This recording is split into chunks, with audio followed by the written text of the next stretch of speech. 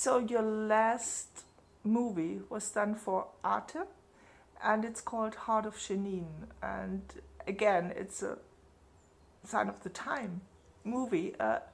Just give us a short introduction. What is this movie about? And then we'll talk about all the other stuff which is around there. Yeah, I was asked by a production company. It was not my idea to make this film, and this is sometimes interesting because sometimes you're asked to do something, it's not your intention, and you're jumping into a problem which in this case changed totally my life. It was not expected. So I made a film about a father, Ismail Khatib, who lost his son in Palestine in the refugee camp. He was shot down by the Israeli army, and he then decided to donate his son's organs to Israeli children. This happened in 2005.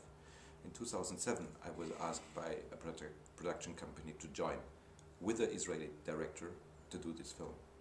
This was challenging for me because I thought it's interesting to work with the Israeli director together about a Palestinian issue. So we did this film together, Heart of Jenin, and the interesting thing is when I came to Israel in order to shoot this film, everybody told me that it's a no-go area to go to Jenin because all this happened in Jenin. And if you know Jenin, then you know that all the Israeli people are scared to death about this city. Just naming, just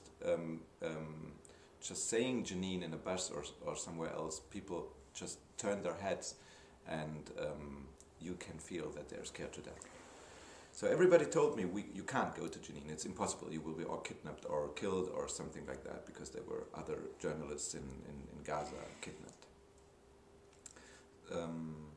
So we waited for 2 weeks. I went to I shot in Jenin without my co-director, with the Palestinian team. And what I saw there was totally different from what the news were telling in these short news shows, or what the people told. But before we go and get stuck in Jenin, maybe give us a little bit more about the story. Why is this story so special?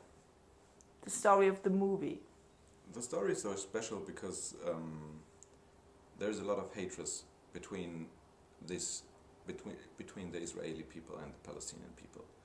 And a father loses his son, shot down by the Israeli army, and suddenly there is a decision that he gives the hand through his son's organs to Israeli children.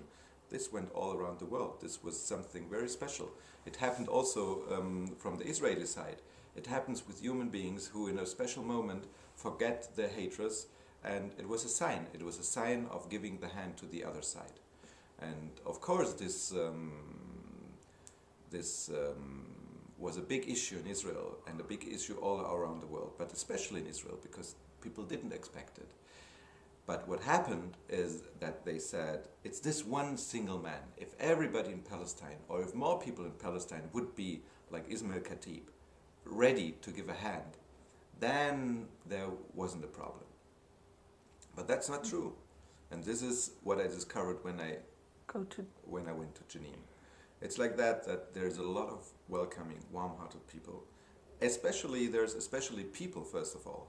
And there's a small group of elite from the Palestinian elite who do not accept certain things. For example, there's this saying about normalization, where what they mean with normalization is that you can't do a cultural project with people. Cultural projects help people to survive, to have a new feeling towards the whole situation, because they're demoralized. I mean, they lost everything, so there is no hope anymore. And cultural projects can give hope, but there is a special group of people who say there will be no cultural projects before the occupation army leaves the country. But this is a circulus viciosus, because one has to step back. And in this case, with Ismail Khatib, one step back, and you could see how much energy was resolved through this act of humanity. Yeah.